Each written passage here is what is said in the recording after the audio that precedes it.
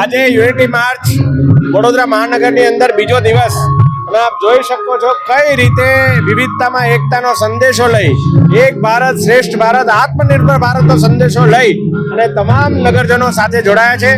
આપણા કેન્દ્રીય યુવા શ્રમ રોજગાર અને રમતગમત મંત્રી આદરણીય ડોક્ટર મનસુખ માંડવિયાજીની આગેવાનીમાં આજે યાત્રા આગળ વધી રહી છે. સરદાર પટેલ એકતા યાત્રા અંતર્ગત ભવ્ય લોક ડાયરાનું આયોજન કરવામાં આવ્યું હતું. વડોદરાના નવલખી મેદાન ખાતે ગુજરાતના લોકપ્રિય કલાકાર કીર્તિદાન ગઢવીના ભવ્ય ડાયરાનું આયોજન કરવામાં આવ્યું હતું.